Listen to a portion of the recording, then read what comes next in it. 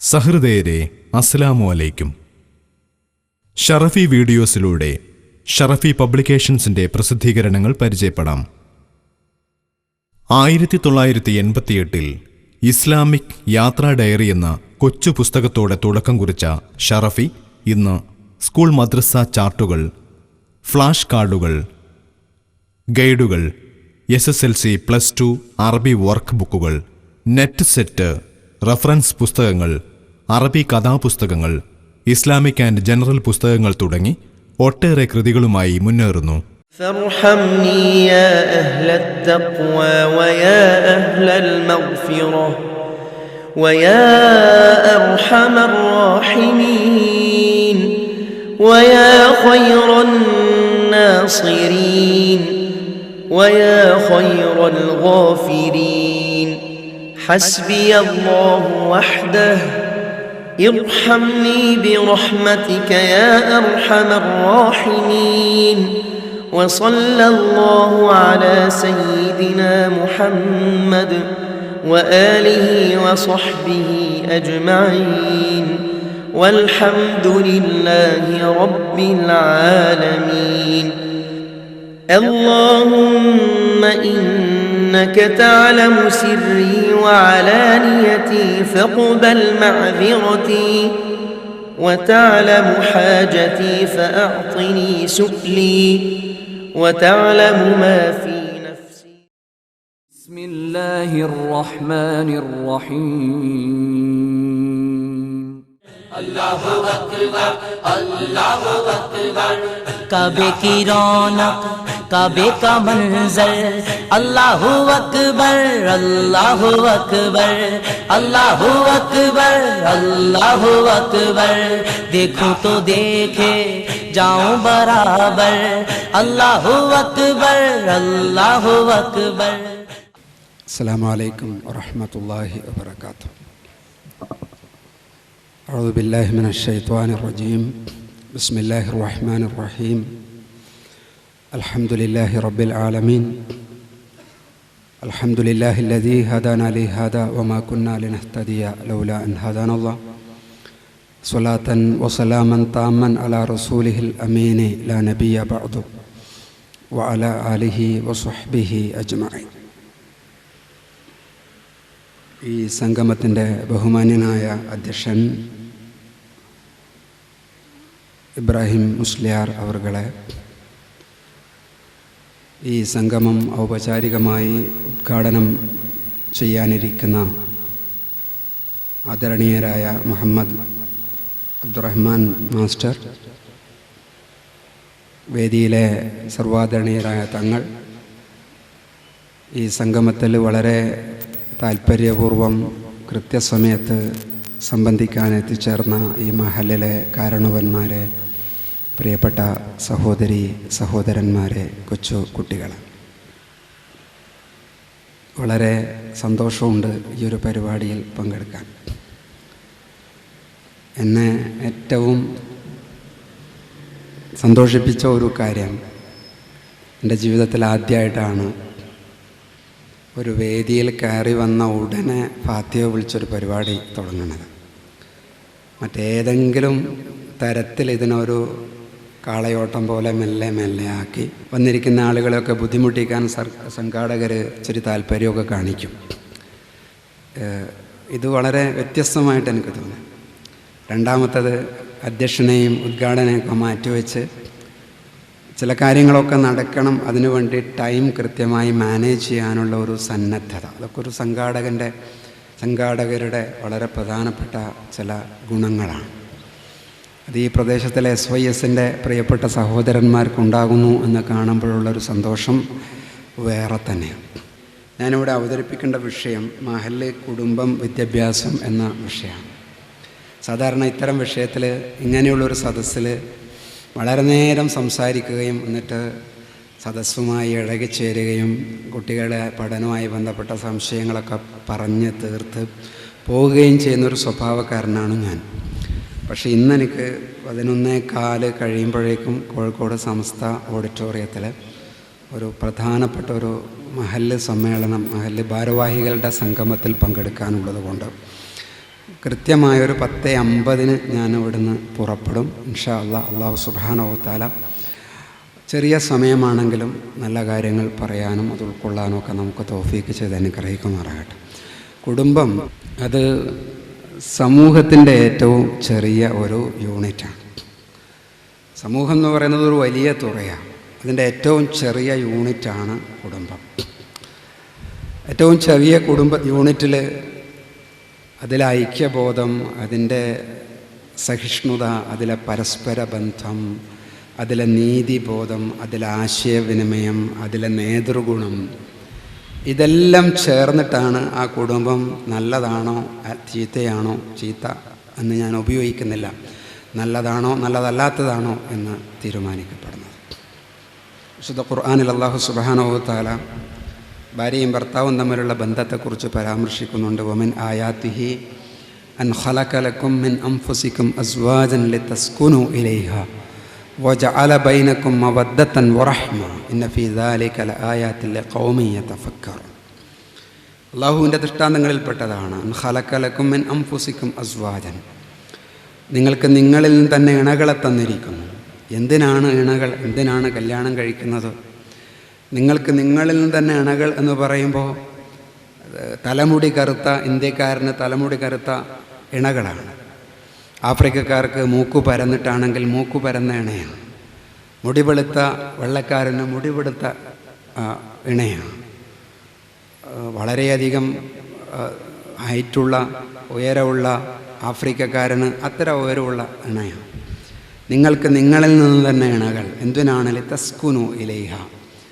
ഭാര്യയ്ക്കും ഭർത്താവിനും പരസ്പരം സമാധാനം കിട്ടാൻ വേണ്ടിയിട്ടാണ്. സമാധാനം കിട്ടാൻ വേണ്ടിയിട്ട് എന്തു ചെയ്തു? വജഅല ബൈനക്കും മവദ്ദതൻ വറഹ്മ. നിങ്ങൾക്കിടയിൽ നാം പ്രേമത്തെ ഉണ്ടാക്കി വച്ചിരിക്കുന്നു, സ്നേഹത്തെ ഉണ്ടാക്കി വച്ചിരിക്കുന്നു. വറഹ്മ, കാരുണ്യത്തെ ഉണ്ടാക്കി വച്ചിരിക്കുന്നു. ഇന്ന ഫീ ദാലിക ലആയാതിൻ ലിഖൗമിൻ യതഫക്കറൂൻ. ഇതിലൊക്കെ ചിന്തിക്കുന്ന ആളുകൾക്ക് ദൃഷ്ടാന്തമുണ്ട്. നമ്മൾ ആലോചിച്ച് നോക്കും. എന്തിനാണ് എന്തിനാണ് നമ്മൾ അധ്വാനിക്കുന്നത്? എന്തിനാണ് നമ്മൾ കഷ്ടപ്പെടുന്നത്? എന്തിനാണ് കടലിനക്കരെ ചെന്ന് സൂര്യതാപത്തിൻ്റെ തൊട്ടു താഴെ നിന്ന് പണിയെടുക്കുന്നത്? അവിടെയൊക്കെ നമ്മുടെ മനസ്സിൽ ഉള്ളൊരു ലക്ഷ്യം എന്താണ്? ഭാര്യയ്ക്ക് അന്നം കൊടുക്കണം, കുഞ്ഞുങ്ങൾക്ക് അന്നം കൊടുക്കണം, അവർക്ക് ജീവിതത്തിലൊരു സന്തോഷം ഉണ്ടാകണം. ഇതെൻ്റെ ബാധ്യതയാണ്. ഈ ഒരു വികാരം, ഈ ഒരു വിചാരം, ഈ ഒരു ചിന്ത അല്ലാഹു സുബ്ഹാനഹു വ തആല നമ്മുടെ ഉള്ളിൽ സന്നിവേശിപ്പിച്ചു. അതൊരു വലിയ ദൃഷ്ടാന്ത. അല്ലെങ്കിൽ ഇതൊന്നും നടക്കില്ല, അല്ലെങ്കിൽ വംശവർദ്ധനം ഉണ്ടാവില്ല. അപ്പോൾ കല്യാണം കഴിക്കുന്നത് എന്തിനാൽ? തസ്കുനു ഇലൈഹ, ഒരു സമാധാനം കിട്ടാൻ വേണ്ടിയാണെന്ന് ഖുർആൻ പറയുമ്പോൾ തന്നെ നമ്മുടെ കുടുംബ ബന്ധത്തിൻ്റെ ഇടയിൽ എത്രയധികം ആളുകൾക്ക് പരസ്പരം സമാധാനം കിട്ടുന്നുണ്ട് എന്നുള്ള ചോദ്യം പ്രസക്തമാണ്.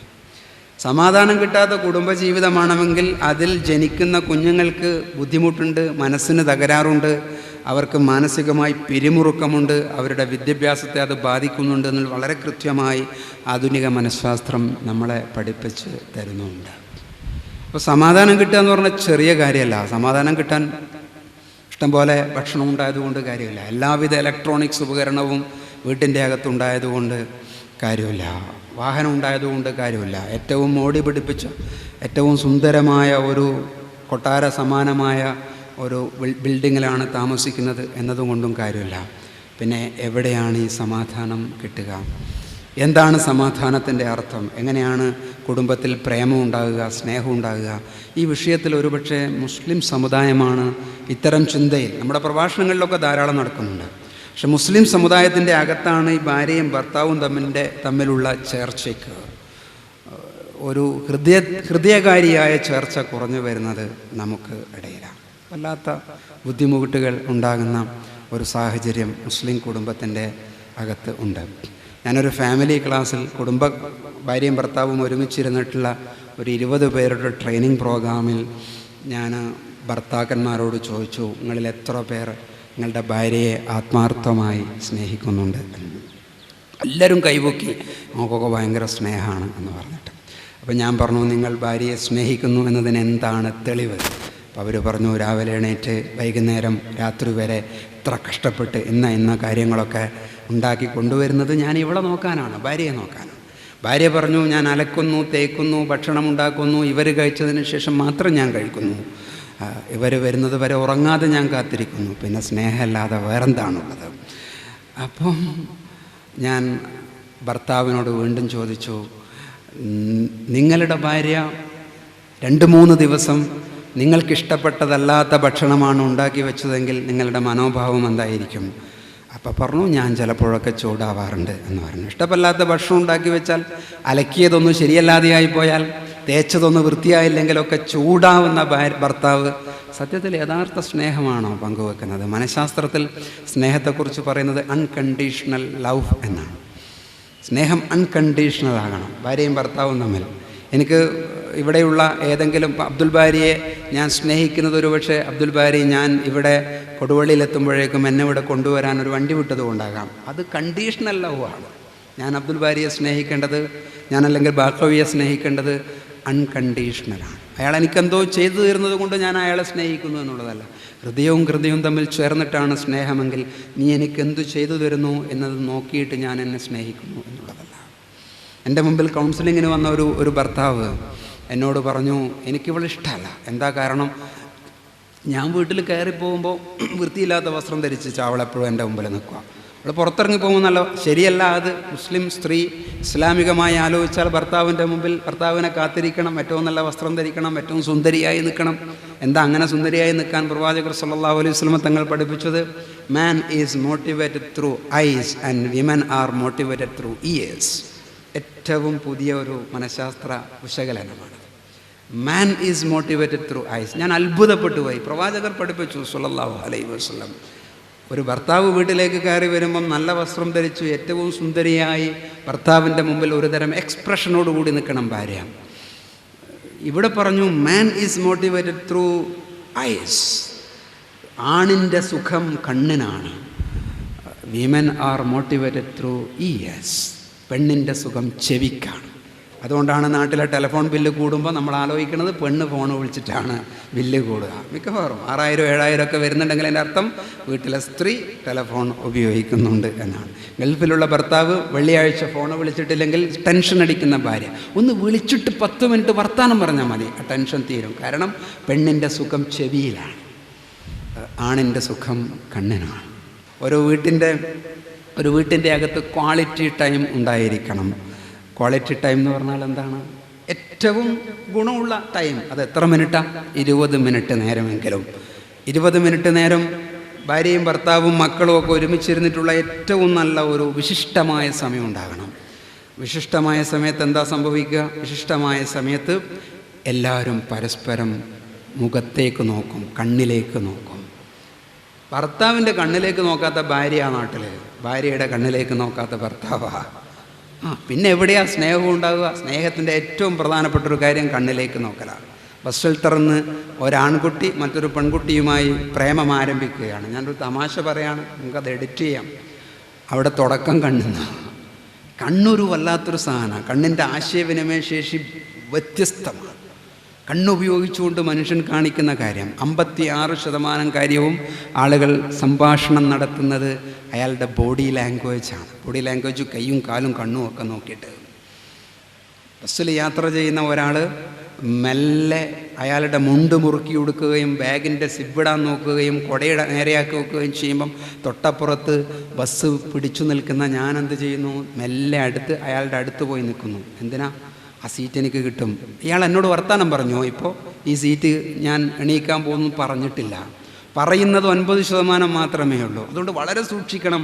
കുട്ടികളുടെ മുമ്പിൽ ഉപ്പ പെരുമാറുമ്പം, ഭർത്താവിൻ്റെ മുമ്പിൽ ഭാര്യ പെരുമാറുമ്പം. കാരണം കണ്ണൊരുപാട് പറഞ്ഞു കഴിഞ്ഞിട്ടുണ്ടാകും, മുഖം ഒരുപാട് സംസാരിച്ചു കഴിഞ്ഞിട്ടുണ്ടാകും. ഞാൻ തുടങ്ങി വെച്ചതിങ്ങനെയാണ്. ഭാര്യ വളരെയധികം ഭർത്താവിൻ്റെ മുമ്പിൽ എക്സ്പ്രഷനോടുകൂടി നിൽക്കണം. പക്ഷെ ഭർത്താവ് തീരുമാനിക്കരുത്, എൻ്റെ മുമ്പിൽ നല്ല ഡ്രസ്സ് ഇടാതെ നിൽക്കുന്ന എൻ്റെ ഭാര്യയെ എനിക്കിഷ്ടമല്ല എന്ന് പറഞ്ഞോടാ. കാരണം അവിടെ സ്നേഹം കണ്ടീഷണലായി പോകും, ചേർത്ത് വെച്ചിട്ടുള്ള സ്നേഹമായി പോകും. അത് പെട്ടെന്ന് പൊളിഞ്ഞു പോകും. ഹൃദയവും തമ്മിൽ ചേർന്ന് വെച്ചിട്ടുള്ളതാണ് സ്നേഹം. എൻ്റെ ട്രെയിനിങ് ക്ലാസ്സിൽ പങ്കെടുത്ത അവിടെ നിന്നാണ് ഞാൻ തുടങ്ങിയത്. ആണുങ്ങളോട് ഞാൻ ചോദിച്ചു, നിങ്ങളുടെ സ്നേഹത്തിൻ്റെ തെളിവെന്താണ്? അവർ പറഞ്ഞു, ഇതൊക്കെയാണ് തെളിവ്. ഞാൻ പറഞ്ഞു, ഇതിൻ്റെ അപ്പുറത്തേക്ക് സ്നേഹം പോകണം.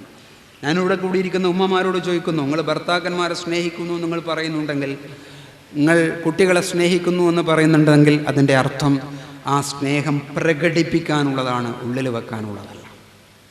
പണ്ടൊക്കെ അയക്കുന്ന കത്തുകളിലൊക്കെ നമ്മൾ അയക്കാറുണ്ട്, പ്രിയപ്പെട്ടവളെ. ഭർത്താവിൻ്റെ കത്ത് 15 പേജിൽ ഇങ്ങോട്ട് വരും, ഇവിടുന്ന് 20 പേജിൽ അങ്ങോട്ട് പോകും കത്ത്. ഇപ്പം മൊബൈലിൽ കാർഡ് തീർന്നു പോകുന്നു പേടിച്ചിട്ടാണ് ഭർത്താവും ഭാര്യയും ഗൾഫിലൊക്കെ വർത്താനം പറയണത്. അതോടുകൂടി സ്നേഹത്തിൻ്റെ ചില വേരുകൾ അറുത്തു പോവുക. എനിക്ക് നിന്നോടുള്ള സ്നേഹം എൻ്റെ ഹൃദയത്തിൻ്റെ അകത്തൊരു പെട്ടിയുണ്ടെങ്കിൽ, അതിൻ്റെ അകത്ത് വേറൊരു പെട്ടിയുണ്ടെങ്കിൽ, അതിൻ്റെ അകത്ത് പിന്നെ ഒരു പെട്ടിയുണ്ടെങ്കിൽ, അതിൻ്റെ അകത്തുള്ള ഒരു കൊച്ചു പെട്ടിയിൽ ഞാൻ ഒളിപ്പിച്ചു വെച്ചിരിക്കുകയാണ് പ്രിയേ എനിക്ക് നിന്നോടുള്ള സ്നേഹം എന്നൊക്കെ നമുക്ക് വാചാലമാകാം. പക്ഷേ സ്നേഹം അങ്ങനെ ഒളിപ്പിച്ചു വെക്കാനുള്ളതല്ല, സ്നേഹം പ്രകടിപ്പിക്കാനുള്ളതാണ്. കാരണം സ്നേഹം അതിൻ്റെ ലക്ഷണങ്ങളെ കൊണ്ടാണ് വെളിവാവുക. ലക്ഷണങ്ങളെ കൊണ്ടാണ് വെളിവാകുക. സ്നേഹിക്കുന്നതിൻ്റെ അർത്ഥം അതിൻ്റെ ചില ലക്ഷണങ്ങൾ നിങ്ങളുടെ കുടുംബത്തിൻ്റെ അകത്തുണ്ടാകണം. സ്നേഹമില്ലാത്ത കുടുംബം പ്രവാചകർ സ്വല്ലല്ലാഹു അലൈഹി വസല്ലമ തങ്ങൾ പഠിപ്പിച്ചു ഖബറിടം പോലെയാണ്, ഖബറിലെ ജീവിതം പോലെയാണ്. ഖബറിൽ നിങ്ങൾ ആലോചിച്ച് നോക്കൂ, ഇരുട്ടാണ്. ചില വീട്ടിൻ്റെ അകത്ത് വെളിച്ചമുണ്ട്, പക്ഷേ ഇരുട്ടാണ്. ഖബറിൽ അടുത്തിരിക്കുന്നയാൾ മറ്റടുത്തിരിക്കുന്ന ആളുണ്ട്, അത് പരസ്പരം സംഭാഷണം നടത്തിക്കൊള്ളണമെന്നില്ല. ഇവിടെ ചില വീട്ടിലെ ഭാര്യയും ഭർത്താവും തമ്മിൽ പരസ്പരം സംഭാഷണം തന്നെ നടക്കൂല. എൻ്റെ കണ്ണൂരിലെ ഒരു വീടിനെ ഞാനൊരു ഉദാഹരണം പറയാം. അവിടെ രാത്രി 9 മണി വീട്ടിൻ്റെ മുമ്പിൽ കോളിംഗ് ബെല്ലടിക്കുന്നു. ഭാര്യ മാക്സി ധരിച്ച് മെല്ലെ വന്ന് വിരിനീക്കി നോക്കിയപ്പോൾ വീട്ടിൽ വരേണ്ട ആൾ തന്നെയാണെന്ന് ഉറപ്പ് വരുന്നു. മെല്ലെ വാതിൽ തുറന്നു കൊടുക്കുന്നു. തുറന്നു കൊടുത്ത ഭാര്യ നേരെ അടുക്കളയിലേക്ക് ഒരു പോക്ക് പോകുന്നു. വന്നയാൾ സ്വന്തം അറയിലേക്ക് പോകുന്നു. അയാൾ ഡ്രസ്സ് അറാന്ന് പറഞ്ഞാൽ നിങ്ങൾക്ക് മനസ്സിലായല്ലോ, കിടന്നുറങ്ങുന്ന മുറിയാണ്. അതിൻ്റെ അകത്ത് നിന്ന് ഡ്രസ്സ് മാറുന്നു. ദെൻ അടുക്കളയിൽ നിന്ന് പ്ലേറ്റുമായി ഭാര്യ കടന്നു വന്ന് ഡൈനിങ് ടേബിളിൻ്റെ മേലെ ഈ പ്ലേറ്റ് വെക്കുമ്പോൾ ടെക്കുന്നൊരു ഒച്ചയുണ്ടാക്കുന്നു. എന്തിനാ? ഭക്ഷണം കൊണ്ടുവച്ചു എന്ന് അയാൾക്ക് മനസ്സിലായി കൊടുത്തേക്കെന്നുള്ളൊരു സൂചനയാണ്. ഇയാൾ ഭക്ഷണം കഴിക്കുന്നു. 3 മക്കളുണ്ട്, 3 മൂലയിലിരുന്ന് ഭക്ഷണം കഴിക്കുന്നു. അവസാനം വാഷ് ബേസിനിൽ വെള്ളം വീഴുന്ന ഒച്ച കേൾക്കുമ്പോൾ ഭാര്യയ്ക്ക് മനസ്സിലാകുന്നു ഇയാൾ കഴിച്ചു മതിയാക്കിയിട്ടുണ്ട് എന്ന്. അടുക്കളയിൽ നിന്നും മെല്ലെ വന്ന് പ്ലേറ്റ് എടുത്ത് അവിടെ കൊണ്ടേക്കുന്ന ഭാര്യ. ആലോചിച്ച് നോക്കൂ, ഈ വീട്ടിലെല്ലാം ഉണ്ട്, പക്ഷേ ഈ വീട് ഒരു ഖബറിന് സമാനമാണ്. ആരും ഒന്നും മിണ്ടുന്നില്ല, ഭയങ്കര ഇരുട്ടാണ് ഇതിൻ്റെ അകത്ത്. ഇതിവിടെ സ്നേഹമുണ്ടെന്ന് പറഞ്ഞാൽ നമുക്കെങ്ങനെ വിശ്വസിക്കാൻ പറ്റും? ഭാര്യയും ഭർത്താവിൻ്റെയും ഇടയിലാണോ അനാവശ്യമായ അകലം ഉണ്ടാക്കുന്നത്? നമ്മൾ കുഞ്ഞുങ്ങൾക്കിടയിലാണോ അനാവശ്യമായ അകലം ഉണ്ടാക്കുന്നത്? സൂറത്തുൽ ബഖറയിലെ മനോഹരമായ ഒരു വചനം, ഹുന്ന ലിബാസുല്ലക്കും വ അൻതും ലിബാസുല്ലഹുന്ന. എത്ര മനോഹരമായ ആശയം വിശുദ്ധ ഖുർആൻ അതിൽ ഒളിപ്പിച്ചു വെച്ചു. ഹുന്ന ലിബാസുല്ലക്കും, പെണ്ണുങ്ങൾ നിങ്ങൾ, ലിബാസുല്ലക്കും ആണുങ്ങളുടെ വസ്ത്രമാണ്. വ അൻതും ആണുങ്ങളെ നിങ്ങൾ, ലിബാസുല്ലഹുന്ന പെണ്ണുങ്ങളുടെ വസ്ത്രമാണ്. ഞാനതേക്കുറിച്ച് ഇങ്ങനെ ചിന്തിച്ചു നോക്കി. ഈ വസ്ത്രം എന്ന് പറയുന്നത് എന്തൊരു മനോഹരമായ പ്രയോഗമാണ്. കാരണം നിങ്ങൾ നോക്കൂ, എൻ്റെ വസ്ത്രം എൻ്റെ ശരീരത്തോട് ചേർന്ന് നിൽക്കുന്നതാണ്. ഭാര്യ ഭർത്താവിനും ഭർത്താവ് ഭാര്യയ്ക്കും വസ്ത്രം എന്നതിൻ്റെ അർത്ഥം അവരുടെ ഹൃദയം ചേർന്ന് നിൽക്കേണ്ടതാണ്. ഭർത്താവിൻ്റെ വേദന ഭാര്യൻ്റെ വേദനയാണ്. 2, എൻ്റെ വസ്ത്രം ഞാൻ തിരഞ്ഞെടുത്തതാണ്. ഭാര്യ ഭർത്താവിനെയും ഭർത്താവ് ഭാര്യയും തിരഞ്ഞെടുത്തതാണ്. തിരഞ്ഞെടുത്ത് കഴിഞ്ഞാൽ പിന്നെ അത് സ്വന്തമാണ്, പിന്നെ അത് വേറെ ആൾ ഉപയോഗിക്കാൻ പാടില്ല, അത് ശരിയല്ല. 3-മത്തെ കാര്യം, എൻ്റെ വസ്ത്രം എൻ്റെ അഴിബുകളെ, എൻ്റെ കുറവുകളെ മറക്കാനുള്ളതാണ്. ഭർത്താവ് ഭാര്യയുടെ കുറവുകൾ മറക്കാനുള്ളതാണ്. പീടികയിൽ വിളിച്ച് പറയാനുള്ളതല്ല, നാട്ടുകാരോട് പറയാനുള്ളതല്ല. ഭാര്യ ഭർത്താവ് തിരിച്ചും. ഇത്ര സ്നേഹമിശ്രണമായ രീതിയിൽ പരസ്പരം ഇഴകിച്ചേർന്നിട്ടാണ് ഒരു ജീവിതമെങ്കിൽ അവിടെ സ്നേഹത്തിൻ്റെ തെളിവുകൾ പുറത്തേക്ക് വരണം. അസൂയ നമ്മൾ പറയാറുണ്ട്, ഭയങ്കര അസൂയാണ്. പെണ്ണുങ്ങന്മാർക്ക് സാധാരണ പറയാം, എൻ്റെ മാല കണ്ടിട്ട് ഭയങ്കര അസൂയൊക്കെ, അവളെ മുഖം കണ്ടപ്പോൾ എനിക്ക് മനസ്സിലായെന്നറിയാം. പുതിയ മാലയൊക്കെ ഇട്ടിട്ട് പോയതാണ്. അപ്പോൾ അപ്പുറത്ത് നിൽക്കുന്നവളോട് നോക്കി, ഇത്രയും കാലം അവളെ മാല കണ്ടിട്ട് എനിക്കായിരുന്നു അസൂയ, ഇപ്പം ഞാനിങ്ങനെ കാണിച്ച് നിൽക്കാം. അപ്പം ഇവൾ വന്നിട്ട് പറയും, അവളെ മുഖമൊന്നും കാണണ്ടായിരുന്നു അന്നേരം. ഇപ്പോൾ ഈ അസൂയനെ എങ്ങനെയാണ് സ്ത്രീക്ക് മനസ്സിലായത്? മുഖം കണ്ടിട്ട്. അസൂയ ഹൃദയത്തിലുണ്ടാവുന്നതാണ്, അതൊരു വിചാരമാണ്.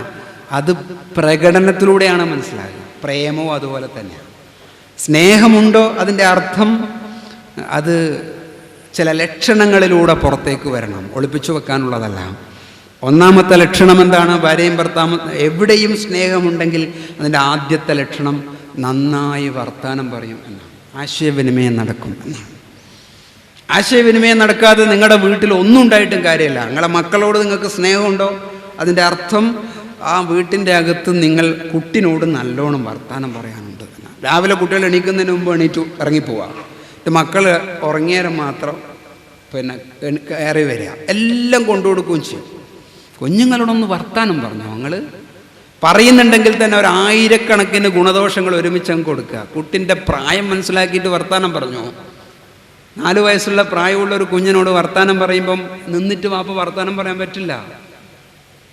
കാരണം വാപ്പാൻ്റെ ഹൈറ്റ് കുട്ടിൻ്റെ ഹൈറ്റിനേക്കാളും 4 ഇരട്ടിയാണ്. വാപ്പാൻ്റെ വായ കുഞ്ഞിൻ്റെ വായനേക്കാളും 3 ഇരട്ടി വലിപ്പമുണ്ട്. വാപ്പ പറയുന്ന വർത്താനം കുഞ്ഞിന് മനസ്സിലാവുന്നതിനേക്കാളും 5 ഇരട്ടി ഭയങ്കരമായ കാര്യങ്ങൾ. അപ്പം എന്നെക്കാളും 4 ഇരട്ടി വലിപ്പമുള്ള വാപ്പ എന്നെക്കാളും 3 ഇരട്ടി വലിപ്പമുള്ള വായെന്ന് എനിക്ക് മനസ്സിലാകുന്നതിനേക്കാൾ വേറെ 5 ഇരട്ടി ഭയങ്കരമായ കാര്യങ്ങൾ പറയുന്നു. അതുകൊണ്ട് ഞാൻ ഈ വീട്ടിലൊരു പാവാണ്, എനിക്ക് വളരാൻ ഇവിടെ അവസരമില്ല, എൻ്റെ കാര്യം പോക്കാണ് എന്ന് വിചാരിച്ച് വളരുന്ന ഒരു കുട്ടി 6 വയസ്സ് വരെ ഇതാണ് കുട്ടിക്ക് കിട്ടുന്ന അവസ്ഥയെങ്കിൽ അതിൽ കുട്ടി മോൾഡ് ചെയ്യപ്പെടും. Personality of A person is being designed within A period of 6 year എന്ന് ഫ്രോയിഡ് പറയുന്നുണ്ട്. ഒരു കുഞ്ഞിൻ്റെ വ്യക്തിത്വം രൂപപ്പെട്ടു വരുന്നത് 6 വയസ്സിൻ്റെ ഉള്ളിലാണ്. 6 വയസ്സിൻ്റെ ഉള്ളിൽ ഉമ്മയും വാപ്പയേ ഉള്ളൂ കുട്ടിൻ്റെ മുമ്പിൽ മോഡലുകളായിട്ട്, ഏട്ടന്മാരും ഏട്ടത്തിമാരേ ഉള്ളൂ കുട്ടിയുടെ മുമ്പിൽ മോഡലായിട്ട്. ആ സമയത്ത് എന്താണോ കുഞ്ഞിന് കിട്ടുന്നത് അതിനനുസരിച്ച് നിങ്ങളെ കുട്ടി വലുതായി വരും. ഉസ്താമാരെ കുറ്റപ്പെടുത്തിയിട്ട് കാര്യമില്ല, നാട്ടുകാരെ കുറ്റപ്പെടുത്തിയിട്ട് കാര്യമില്ല. ഈ വളർച്ചാഘട്ടത്തിൽ ഇടപെടൽ വളരെ പ്രധാനപ്പെട്ടതാണ്. അതുകൊണ്ട് 3 വയസ്സുള്ള കുഞ്ഞിനോടാണോ നിങ്ങൾ വർത്താനം പറയുന്നത്, വാപ്പ ഇരിക്കണം. വാപ്പാൻ്റെ കണ്ണും കുഞ്ഞിൻ്റെ കണ്ണും ഒരേ ലെവലിലേക്ക് വരണം. വർത്താനം പറയുമ്പം തൊടണം, കുട്ടിയെ തൊട്ടിട്ട് വർത്താനം പറയണം. ഭാര്യയോട് വർത്താനം പറയുമ്പം നിങ്ങൾ ആ വിരളൊന്ന് തൊട്ട് നോക്കിയാട്ടെ, ഓ അതിലൂടെ ഒരു കറണ്ട് പാസ് ചെയ്യും അകത്തേക്ക്. ആ കറണ്ട് മതി ജീവിത അവസാനം വരെ പട്ടിണിയാണെങ്കിലും പരസ്പരം പൊരുത്തപ്പെട്ട് ജീവിക്കാം. 100 റുപ്യ ദിവസ വരുമാനമുള്ള തെരുവിൽ ജീവിക്കുന്ന ആളുകൾ തമ്മിലുള്ള സ്നേഹം 1000 5000 വരുമാനമുള്ള വലിയ മാളികയിൽ ജീവിക്കുന്ന ആളുകൾക്കിടയിൽ ഉണ്ടോ? തിരക്കല്ലേ, എന്തൊരു തിരക്കാ! എവിടെയാണ് ഈ തിരക്കിട്ട പോക്ക്? 10 മിനിറ്റ് മുഖത്തോട് മുഖം നോക്കി വർത്താനം പറഞ്ഞോ എന്നാ മതിയായിരുന്നുവല്ലോ. അതാണ് വിഷയം. ഈ സ്നേഹത്തിൻ്റെ കൊടുക്കൽ വാങ്ങലിൽ നമ്മൾ മറന്നു പോകുന്നത് വർത്താനം.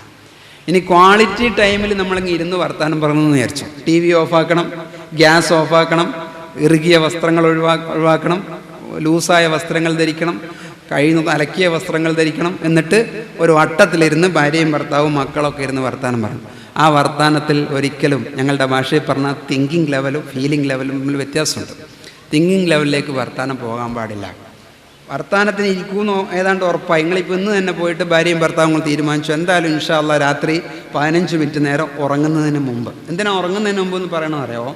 ഉറങ്ങുന്നതിന് മുമ്പ് നമ്മുടെ മനസ്സിലുള്ള സങ്കടമോ വിഷമമോ കാര്യങ്ങളോ റിലീസ് ചെയ്താൽ ഉറങ്ങുമ്പോൾ ഉണരുന്ന മനസ്സുണ്ട്, ഉപബോധ മനസ്സ്. ആ മനസ്സിലാണ് ദേഷ്യം കട്ടയായി നിൽക്കുന്നത്, ആ മനസ്സിലാണ് സങ്കടം കട്ടയായി നിൽക്കുന്നത്. സങ്കടം കട്ടയായി നിന്നിട്ട് മാനസിക രോഗിയാവുന്ന സ്ത്രീകളുണ്ട്. അസ്വസ്ഥ സ്ത്രീകളെ ആദ്യം പറഞ്ഞു പോകാൻ കാരണം എന്താണെന്നറിയോ? ഫീലിങ്ങുകൾ കൂടുതലും ആർക്കാണ്? സ്ത്രീകൾക്കാണ്. മരിച്ച വീട്ടിൽ കൂടുതൽ കരയുന്നത് ആരാണ്? സ്ത്രീകളാണ്. ആണ് കരയുമ്പോൾ നമ്മൾ പറയും ആണുങ്ങൾക്ക് അങ്ങനെ കരയാൻ പറ്റുമോ? എന്തുകൊണ്ടാണ്? ബ്രെയിനിൽ തന്നെ വലതും ഇടതും തമ്മിൽ വ്യത്യാസമുണ്ട്. സ്ത്രീകൾ വലതുപക്ഷക്കാരും ആണുങ്ങൾ ഇടതുപക്ഷക്കാരുമാണ്. വലതുപക്ഷം സജീവമാകുമ്പോൾ ഫീലിംഗ് വളരെ കൂടുതലുണ്ട്. അപ്പോൾ ഒരു കാര്യം നമ്മൾ കുറച്ച് പിടിച്ചു നിന്നാൻ നോക്കും, ചിലപ്പോൾ കരഞ്ഞു പോകും. ചില കരച്ചിലൊക്കെ നല്ലതാണ്. അപ്പം ഭാര്യയും ഭർത്താവും തമ്മിലുള്ള ബന്ധത്തിൽ ഞാൻ എന്തിനെക്കുറിച്ചാണ് പറഞ്ഞത്? ആശയവിനിമയത്തിന് നമ്മളിങ്ങനെ ഇരിക്കുകയാണ്. അപ്പം ഭർത്താവ് ചില ഫീലിങ്ങുകൾ ഒഴിഞ്ഞു പോകണം. അപ്പോൾ ഉറങ്ങുമ്പോൾ ഉണരുന്ന മനസ്സ് ബാലൻസ് ചെയ്ത് നിൽക്കും. രാവിലെ എണീറ്റാൽ നല്ല ഉന്മേഷം കിട്ടും. അതുകൊണ്ട് നമ്മൾ പറയും ഭാര്യയും ഭർത്താവും തമ്മിൽ പിണങ്ങിയാൽ കിടന്നുറങ്ങുന്നതിന് മുമ്പ് തീർക്കണേ എന്ന്. അപ്പോൾ എന്നോടൊരു ചങ്ങായി പറഞ്ഞു അതെന്തായാലും തീർന്നിരിക്കും കിടന്നുറങ്ങുന്നതിന് മുമ്പ് എന്ന്. അതൊരു കണ്ടീഷണലാണ്. മനസ്സിലാവുന്നവർക്ക് മനസ്സിലായിട്ടുണ്ടാവും. ഇത് എന്തിനാ കിടന്നുറങ്ങുന്നതിന് മുമ്പ് തീർക്കണം എന്ന് പറഞ്ഞാൽ ഉറങ്ങുമ്പോൾ ഉണരുന്ന മനസ്സിലേക്ക് ഈ ദേഷ്യം സങ്കടമായി പോയിട്ട് നിന്നാൽ അത് പിന്നെ എത്ര നേരെയാലും രാവിലെ എണീറ്റ് ഒരു കട്ടൻ ചായ കൊണ്ടു കൊടുത്താലും എന്നാലും നീ എന്നോട് അങ്ങനെ പറഞ്ഞില്ലേ എന്ന് പറയുന്നത് ഉള്ളിൽ വർക്ക് ചെയ്യും. നേരെ നിൽക്കുന്നതിൻ്റെ ഉള്ളിലൊരു മനുഷ്യനുണ്ട്, അത് വർക്ക് ചെയ്യും. അതിനങ്ങ് ഒഴിവാക്കാനാണ് ഈ വർത്താനം പറയുക. പക്ഷേ ഒരു കുഴപ്പം മിക്കവാറും ഫാമിലികളിൽ സംഭവിക്കുക. ഞങ്ങൾ ഈ പ്രീ മാരിറ്റൽ കോഴ്സുകളൊക്കെ ചെയ്യാറുണ്ട്. കല്യാണത്തിന് മുമ്പുള്ള പെൺകുട്ടികൾക്കും ആൺകുട്ടികൾക്കുള്ള ഒരു വിവാഹ പൂർവ്വ ആശയവിനിമയത്തെ സ്നേഹത്തെക്കുറിച്ചൊക്കെ എൻ്റെ ഒരുപാട് ഗുണങ്ങൾ കണ്ടു തുടങ്ങിയിട്ടുണ്ട്.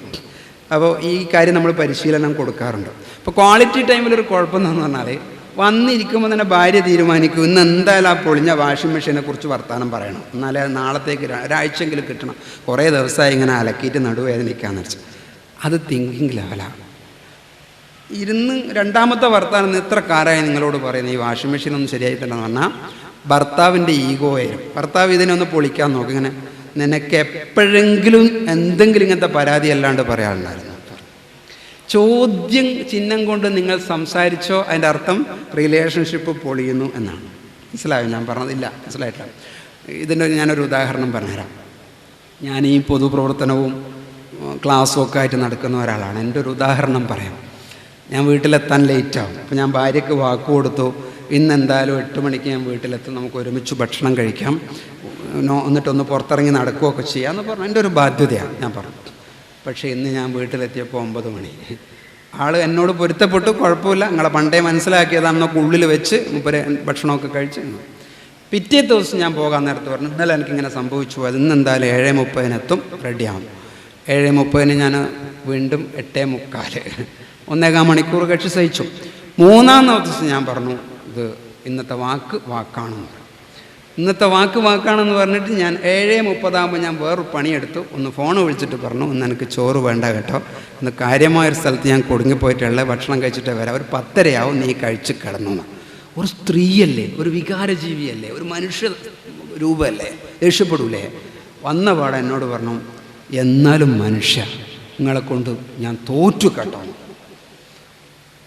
ക്വസ്റ്റ്യൻ ഉണ്ടായില്ല, അവസാനം ഒരു ചോദ്യം ഉണ്ടായിരുന്നു, എന്തെന്ന്, നിങ്ങളെ കൊണ്ട് ഞാൻ തോറ്റു കേട്ടോ എന്ന്. മാത്രമല്ല എന്നെ മനുഷ്യ എന്നും വിളിച്ചു. മനുഷ്യ എന്നൊക്കെ വിളിക്കുന്നത് ഭയങ്കര കുഴപ്പമാണ്. എന്നെ മനുഷ്യന്ന് വിളിച്ചില്ലേ എന്നാ, മനുഷ്യന്ന് അതിലും മോശമായത് മൂപ്പരങ്ങോട്ട് വിളിക്കാറുണ്ട്, ഇങ്ങോട്ട് മനുഷ്യ എന്നാണ് വിളിച്ചത്. അപ്പം എന്നാ ഞാനെന്ത് ചെയ്യുമെന്ന് പറയുമോ, ഈ ചോദ്യം എനിക്ക് കിട്ടിയാൽ ഞാൻ തിരിച്ച് അങ്ങോട്ട് ചോദ്യം ചോദിക്കും. ആണുങ്ങളെക്കുറിച്ച് എനിക്ക് എന്താ മനസ്സിലായത് ചോദ്യം അങ്ങോട്ട്, തിരിച്ചിങ്ങോട്ടുള്ള ചോദ്യം വീണ്ടും അയാൾ പ്രിപ്പയർ ചെയ്യും. എപ്പോഴങ്ങോട്ടും ഇങ്ങോട്ടും ചോദ്യം വെച്ച് സംസാരിക്കുന്നുവോ രണ്ടാളുടെയും മനസ്സ് വേദന കൊണ്ട് നിറയും, മുറിവ് കൊണ്ട് നിറയും. എന്നിട്ട് ഒരു തെറ്റിയിട്ടില്ലെങ്കിലും തെറ്റിയ പാകത്തിൽ വന്ന് നോക്കും. മറിച്ച് എൻ്റെ ഭാര്യയ്ക്ക് ഇതിനെ ചോദ്യം ഒഴിവാക്കിയിട്ട് ചോദിക്കാം. ഞാൻ വല്ലാണ്ട് സങ്കടപ്പെട്ടു പോയി, എന്ത് ചെയ്യാനാ, മതി, അതിൽ ഈ വേദനയൊക്കെ ഉണ്ട്, ചോദ്യം ഒഴിവാക്കി. അപ്പോൾ എനിക്ക് കരച്ചിൽ വരും. കാരണം എൻ്റെ മനസ്സിനെ വേദനിപ്പിക്കാണ്ടാണ് ഈ സങ്കടം പുറത്തു വിടുന്നത്. നിങ്ങൾക്ക് എന്തെങ്കിലും മനസ്സിലായോ മനുഷ്യ എന്ന് ചോദിക്കുമ്പോൾ അത് സങ്കടം പുറത്തു വരുന്നുണ്ട്, പക്ഷെ മറ്റേ ആളൊന്ന് കുത്തുന്നുണ്ട്. ചോദ്യത്തിനൊരു കുഴപ്പമുണ്ട്, അതൊരു കുത്താ. അപ്പോൾ കുത്തൊഴിവാക്കിയിട്ട് വർത്തമാനം പറഞ്ഞാൽ തന്നെ കുറേ കാര്യങ്ങൾ കുറഞ്ഞിട്ടുണ്ട്. അപ്പോൾ ഈ ക്വാളിറ്റി ടൈമിൽ നിങ്ങൾക്കത് പറയാം. അത് പറയുമ്പം തന്നെ ചോദ്യം ഉണ്ടാകാൻ പാടില്ല. എത്ര കാലമായി ഞാൻ ഈ വാഷിംഗ് മെഷീൻ്റെ കാര്യം പറയാൻ തുടങ്ങിയിട്ട് എന്ന് പറയുന്നതിന് പകരം എല്ലാ കാര്യങ്ങളും നന്നായിട്ട് പോകുന്നുണ്ട്. ആ വാഷിംഗ് മെഷീൻ്റെ കാര്യം എന്ന് പറഞ്ഞാൽ ഇയാൾ അതിൽ ഇടപെടും, അതൊരു 2 ആഴ്ച കൊണ്ട് ശരിയാക്കുക കേട്ടോ, തീർന്നു വിഷയം. നല്ല കമ്മ്യൂണിക്കേഷൻ. 9-ാം ക്ലാസ്സിൽ പോകുന്ന ഒരു മോള് ഉണ്ടായ സംഭവമാണ് കേട്ടോ. കുട്ടി എന്നോട് ഭയങ്കര ദേഷ്യത്തിൽ പറഞ്ഞു, സങ്കടം കൊണ്ട് ഇങ്ങനെ നിൽക്കുന്ന ഒരു മോളുണ്ടായിരുന്നു ഒരു ക്ലാസ്സിൽ. അപ്പം എൻ്റെ മുമ്പിൽ ഞാൻ കുട്ടിയോട് ചോദിച്ചു, എന്തോ ഉണ്ടല്ലോ ഉള്ളിൽ സങ്കടം. കുട്ടി പൊട്ടിക്കരഞ്ഞു. ആ പൊട്ടിക്കരച്ചിലിൽ കുട്ടിക്ക് ജീവൻ കിട്ടും. എന്നാൽ കരച്ചിൽ കിട്ടുന്ന കഥാർസിസ് എന്ന് പറയും, ജീവൻ കിട്ടും, ഉള്ളു തുറക്കും. കുട്ടി പറഞ്ഞു, ഒന്നുമല്ല കാര്യം, എൻ്റെ ഉമ്മാക്ക് എന്നെ ഇഷ്ടമല്ല. അതെന്താ എൻ്റെ ഉമ്മാക്ക് എന്നെ ഇഷ്ടമല്ല? ഞാൻ കറുത്തിട്ടാണ്, അനിയത്തി വെളുത്തിട്ടാണ്, അതുകൊണ്ട് ഇഷ്ടമല്ല. ഒരു ഉമ്മാക്കും, ഉമ്മമാരിത് കേൾക്കുന്നുണ്ടെങ്കിൽ, ഒരു ഉമ്മാക്കും കുട്ടീൻ്റെ നിറം കൊണ്ട് കുട്ടിയെ സ്നേഹിക്കാൻ കഴിയില്ല, പെറ്റ ഉമ്മാക്ക്. ശരിയാണ്. പക്ഷെ കുട്ടിക്ക് ഇങ്ങനെ തോന്നിയതെന്നറിയാവോ? ഒരു ദിവസം സ്കൂളിൽ പോകുമ്പോൾ കുട്ടി പറഞ്ഞു, ഉമ്മ ഞാൻ ഇന്ന് എൻ്റെ കുടയെടുത്തിട്ട് പോകില്ല ഉമ്മ എന്ന് പറഞ്ഞു. നോക്കും 3 കൊല്ലമായിട്ട് ഏതാണ്ട് ഒരു ഇല്ലിയൊക്കെ ഒടിഞ്ഞ കുടയാണ്. കുട്ടിക്ക് വിഷമമുണ്ട് അതെടുത്തു പോകാൻ. അപ്പോൾ ഉമ്മ പറഞ്ഞു, നിന്നോടാ പറഞ്ഞ നിൻ്റെ ഒരു നകളിപ്പ് നിർത്താന്ന്. നീ ആരാ ഇങ്ങനെ പറയാമെന്നൊരു ചോദ്യവും ചോദിച്ചു. കുട്ടിക്ക് വേദനയായി. ഒന്നും മിണ്ടാണ്ടൊന്നും എടുത്തു പോകാനാ പറഞ്ഞ, നീ ആരാ എന്നും വീണ്ടും ചോദിച്ചു. കുട്ടി അതും എടുത്തു പോയി. പാവം, അത് ഉള്ളിൽ സങ്കടമായി, ആരോടും പറയാൻ പറ്റാത്ത വേദനയായി. അതും കൊണ്ട് ക്ലാസ്സിൽ ഇങ്ങനെ നിൽക്കുക. നമ്മളെ പല കുട്ടികളും പഠനത്തിൽ പിന്നോക്കത്തിൽ പോകാനുള്ള കാരണം വീട്ടിൽ കുട്ടികളുമായിട്ടുള്ള ആശയവിനിമയം നേരെയാവാത്തതാണ്. ആശയവിനിമയം നേരെയാവാത്തത്. സ്കൂളിൽ പരീക്ഷ എഴുതാൻ പോകുന്ന കുട്ടീനെ കൈ പിടിച്ചിട്ട് ഉമ്മ പറയും, കഴിഞ്ഞ പ്രാവശ്യത്തെ ഓർമ്മയുണ്ടല്ലോ, മാത്സിന് സി ഗ്രേഡാണ്, ശരിക്കും എഴുതിക്കൊള്ളണേ എന്ന് പറഞ്ഞാൽ കുട്ടിക്ക് അത് വേദനയായി. അത് ആലോചിച്ചാൽ മതി. പ്രത്യേകിച്ച് കൗമാരക്കാരനോ കൗമാരക്കാരിയോ ആണെങ്കിൽ അത് കേട്ടാൽ ദേഷ്യം ഉള്ളിൽ നിൽക്കും. മറിച്ച് ഉമ്മ അതിനൊന്ന് മാറ്റി പറഞ്ഞാലോ, ഉമ്മാക്ക് ഉറപ്പുണ്ട് കേട്ടോ, കൃത്യം തിരിച്ച് പോസിറ്റീവാ, ഉമ്മാക്ക് ഉറപ്പുണ്ട് കേട്ടോ, ഈ പ്രാവശ്യത്തെ കണക്കിൻ്റെ പരീക്ഷ നീ കലക്കും, മതി. ഇവള് ഉള്ളിൽ ഞാനൊരാളായി, എൻ്റെ ഉമ്മാക്ക് എന്നെക്കുറിച്ച് അഭിപ്രായമായി, പിന്നെ നാട്ടുകാർക്കൊക്കെ എന്നെക്കുറിച്ച് അഭിപ്രായമായി. അതുകൊണ്ട് ഞാൻ ഇപ്രാവശ്യത്തെ പരീക്ഷ കലക്കും. കണക്കിൽ 50-ൽ 2 മാർക്ക് കിട്ടിയ ഒരു കുട്ടിയെയും കൊണ്ട് എന്നെ ഒരു ഉമ്മ വന്നു ഭയങ്കരമായിട്ട് പരാതി പറഞ്ഞു, കൊള്ളൂല മാഷേ, ഞാൻ ആർക്കു വേണ്ടിയിട്ടാണ് ഇതെല്ലാം ചെയ്യുന്നത്, ഭർത്താവ് കഷ്ടപ്പെടുന്ന ആർക്കു വേണ്ട, ട്യൂഷൻ വെച്ചു, അത് വെച്ചു, ഇത് വെച്ചു. 2 മാർക്ക് 50-ൽ. ഞാൻ ഉമ്മാനോട് പറഞ്ഞു, കണക്കിൽ 50-ൽ 2 മാർക്ക്. ഇവൾ ചിത്രം വരച്ചത് നിങ്ങൾ കണ്ടിട്ടുണ്ടോ? ഇവൾ പാട്ട് പാടുന്നത് നിങ്ങൾ കണ്ടിട്ടുണ്ടോ? ഇവൾക്ക് A+ കിട്ടിയ വിഷയങ്ങളെക്കുറിച്ച് നിങ്ങൾ ആലോചിച്ച് നോക്കിയിട്ടുണ്ടോ? നല്ലത് നിങ്ങൾ എടുത്തു പറഞ്ഞോ? ഒന്നും പറഞ്ഞില്ല. ഉമ്മാനെ മാറ്റി നിർത്തിയിട്ട് ഞാൻ ആ കുട്ടിക്ക് സ്ട്രോക്ക് കൊടുത്തു. കുട്ടിനോട് തീരുമാനമെടുപ്പിച്ചു. കുട്ടി ഡയറി എഴുതിയിട്ട് വന്നു, അടുത്ത പ്രാവശ്യം പരീക്ഷയ്ക്ക് എനിക്ക് 32 മാർക്ക് ഞാൻ വാങ്ങിക്കുമെന്ന് പറഞ്ഞു. പിറ്റത്തെ പ്രാവശ്യം പരീക്ഷ കഴിഞ്ഞിട്ട് കാണാൻ വരുമ്പം കയ്യിൽ കുറേ ചോക്ലേറ്റ്. കുട്ടിക്ക് 35 മാർക്കാണ്, 2-ന് 35. ഒരു ഉമ്മാൻ്റെ വാക്ക് കൊണ്ട് കുട്ടി നേരെയാകും, ഒരു വാപ്പാൻ്റെ വാക്ക് കൊണ്ട് കുട്ടി നേരെ. പക്ഷെ നമ്മൾ ആ ശൈലി പഠിക്കണം. ഞാൻ പറഞ്ഞത് ഭാര്യയും ഭർത്താവും തമ്മിലുള്ള ആശയവിനിമയത്തിൽ നമ്മൾ ചോദ്യം പരമാവധി ഒഴിവാക്കിയിട്ട് എന്ത് ദേഷ്യം ഉണ്ടെങ്കിലും സങ്കടം ഉണ്ടെങ്കിലും അത് തുറന്നു പറയണം, ഉള്ളിൽ വെക്കരുത്. പക്ഷേ അത് മറ്റേയാളെ വേദനിപ്പിക്കുന്ന രീതിയിൽ ആകാൻ പാടില്ല. ആ രീതിയിലുള്ള ഒരു ആശയവിനിമയം വീട്ടിൻ്റെ അകത്ത് നടക്കണം. ബുദ്ധി കൊണ്ടല്ല സംസാരിക്കേണ്ടത്, ഹൃദയം കൊണ്ടാണ് സംസാരിക്കേണ്ടത്. ഹൃദയത്തിൻ്റെ ഭാഷ കൂടി കൂടി കൂടി കൂടി കൂടി വരണം. അപ്പോൾ സ്നേഹത്തിൻ്റെ ഒന്നാമത്തെ ലക്ഷണമായി കൂടുതൽ വർത്തമാനം പറയുന്ന വീട്ടിൽ കൂടുതൽ നേരം TV ഓഫാക്കണം. അപ്പോൾ എന്നാലല്ലേ വർത്തമാനം നടക്കുള്ളൂ. TV ഓഫാക്കി തുറന്നു വെച്ചിട്ടുണ്ട് ഒരു വർത്തമാനം. അതിൻ്റെ അർത്ഥം സ്നേഹത്തിൻ്റെ ഒന്നാമത്തെ പടി കടക്കുന്നു എന്നുള്ളതാണ്. സ്നേഹത്തിൻ്റെ രണ്ടാമത്തെ ലക്ഷണം എന്ന് പറയുന്നത് അകലമാണ്. അതിനൊരു കണക്കൊക്കെ ഉണ്ട്. സ്നേഹമുള്ള കുടുംബത്തിൽ ഭാര്യയും ഭർത്താവും തമ്മിൽ സംസാരിക്കാനിരിക്കുന്നതിൻ്റെ അകലം ഒരു 3 അടിയുടെ ഉള്ളിലേക്ക് വരണം എന്നാണ്. മനഃശാസ്ത്രപരമായ കുറേ കാര്യങ്ങൾ ഇതിൻ്റെ അകത്തുണ്ട്. ഞങ്ങളതിനെ ഇൻറ്റിമേറ്റ് സോൺ എന്നാണ് വിളിക്കുക. ഇൻറ്റിമേറ്റ് സോണിൽ നിന്നുകൊണ്ടാണ് ഭാര്യയും ഭർത്താവും സംസാരിക്കേണ്ടത്.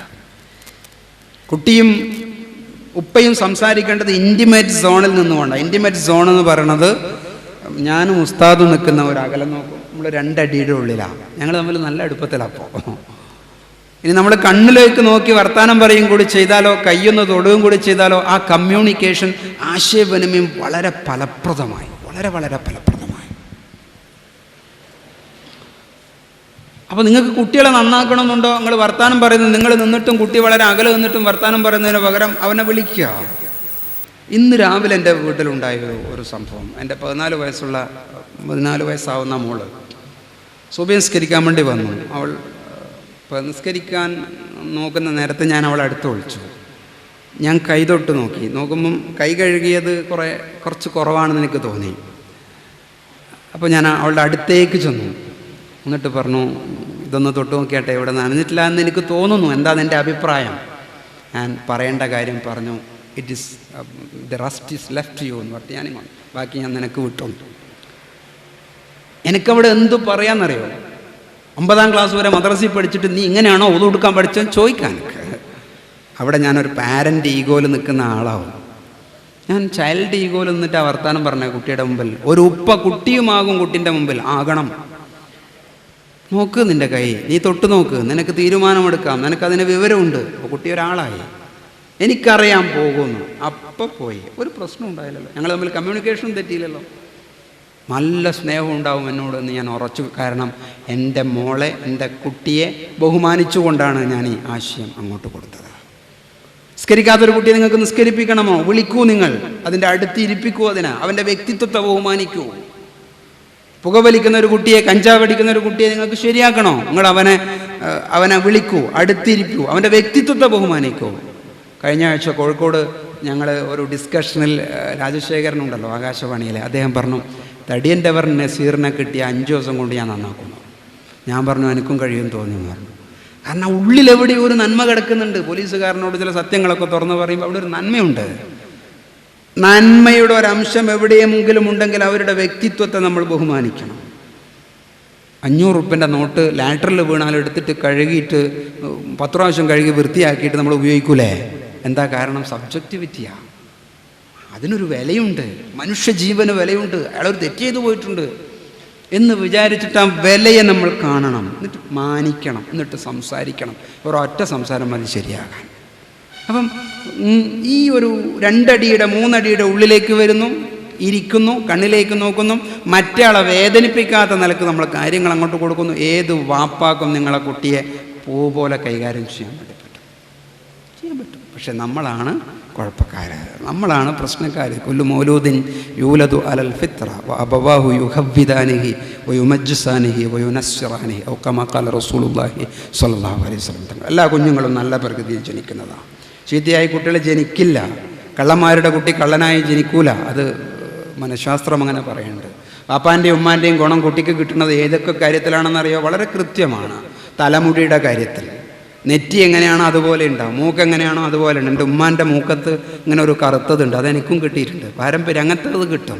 തൊലിയുടെ നിറം കിട്ടും, ഹൈറ്റ് കിട്ടും, ഓർമ്മശക്തി കിട്ടും. ബുദ്ധിയല്ല കേട്ടോ, ബുദ്ധിയും ഓർമ്മശക്തിയും തമ്മിൽ വ്യത്യാസമുണ്ട്. ഇതൊക്കെ കിട്ടും. അതേസമയം സ്വഭാവശീലങ്ങൾ കൂടുതലും സന്ദർഭത്തിൽ നിന്ന് പഠിക്കുന്നതാണ്, സാഹചര്യത്തിൽ നിന്ന് പഠിക്കുന്നതാണ്. ആശുപത്രിയിൽ ഒരു മോഷ്ടാവിൻ്റെ ഭാര്യയെ പ്രസവിക്കാൻ കൊണ്ടുവന്നു.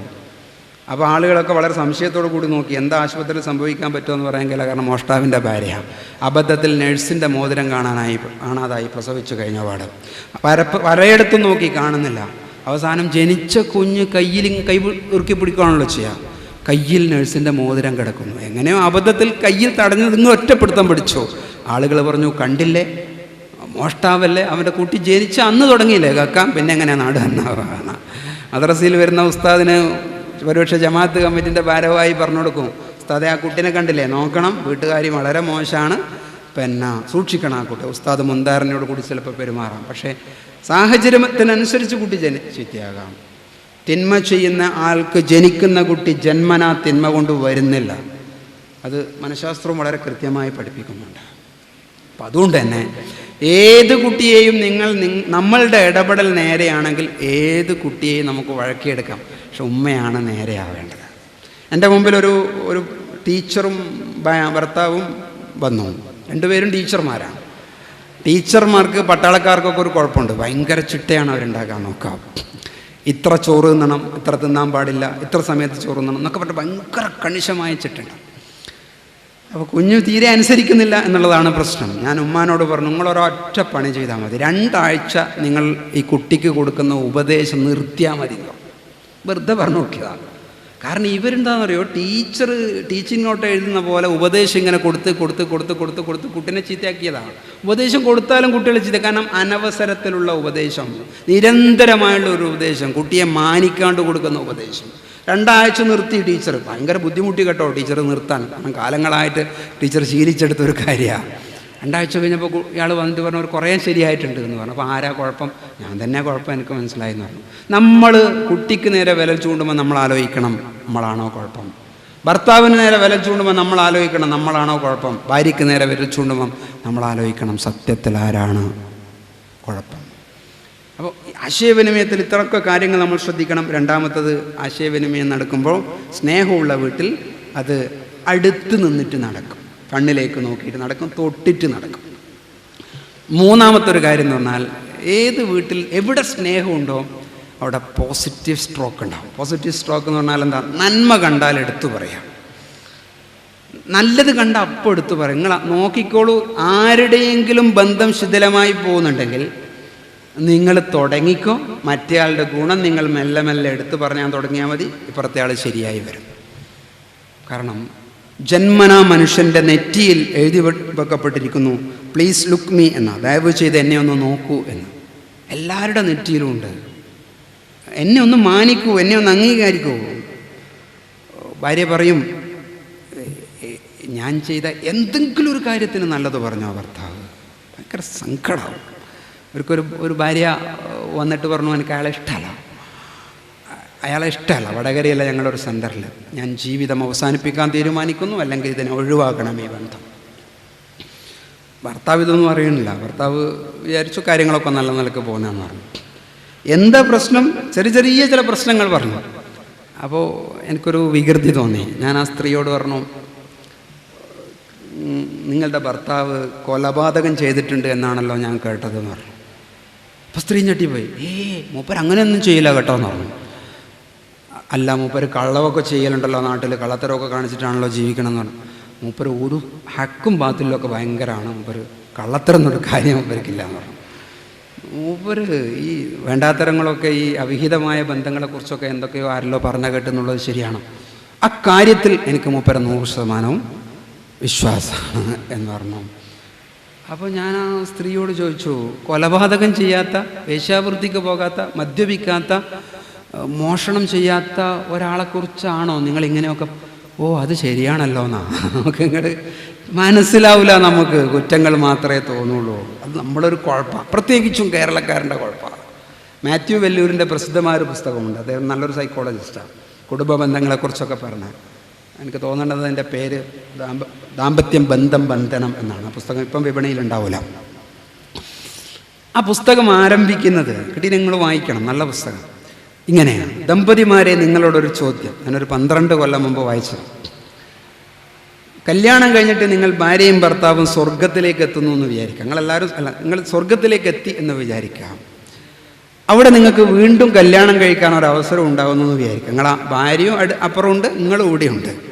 എന്നാൽ നിങ്ങൾ ഭാര്യയായി നിങ്ങൾ ഇപ്പുറത്തെ ഭാര്യ തന്നെ സ്വീകരിക്കുമോ, അല്ല നിങ്ങൾ വേറെ ഭാര്യയെ സ്വീകരിക്കുമോ?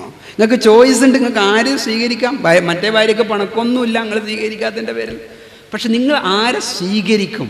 വെല്ലൂര് പറയും, നിങ്ങളതിന് ഇപ്പോൾ ഉത്തരം പറയണ്ട, പിന്നെ പറഞ്ഞാൽ മതി എന്നാണ്. ഞാൻ നിങ്ങളോടും പറയും, നിങ്ങളിപ്പോൾ അതിന് ഉത്തരം കണ്ടിട്ട് അന്വേഷിക്കാൻ നിൽക്കണ്ട, അതിനെ വിടൂ. പക്ഷേ എന്തോ ഒരു പോരാ എന്നൊരു തോന്നൽ എവിടെയൊക്കെയോ ഉണ്ട്. നിങ്ങൾ ആലോചിക്കേണ്ടത്, അത് കുഴപ്പം നമുക്ക് തന്നെയാണ്. പ്രശംസിച്ച് തുടങ്ങിക്കോ നിങ്ങൾ, ശരിയാവും, വല്ലാണ്ട് ശരിയാവും. എല്ലാവർക്കും വേണം. അപ്പം ഞാനൊന്ന് കോഴിക്കോട് നിന്ന് പോകുമ്പോൾ വൈഫിന് ഞാനൊരു മാക്സി വാങ്ങിയിട്ട് പോയി, ഒരു സമ്മാനം കൊടുക്കാമെന്ന് വിചാരിച്ചിട്ട്. നമ്മൾ ചെയ്യുന്നതാണ്. അപ്പോൾ ഇത് കൊടുത്തിട്ട് ഇതിൻ്റെ പാക്കറ്റ് പൊട്ടിക്കുമ്പോൾ ഞാൻ ദൂരം മാറി നിന്നിട്ട്, ആ സമയത്ത് ഞാനൊരു ചൈൽഡാകുക, കുട്ടിയാവുക, മാറി നിന്നിട്ട് നോക്കുകയാണ്. എന്തിനാ?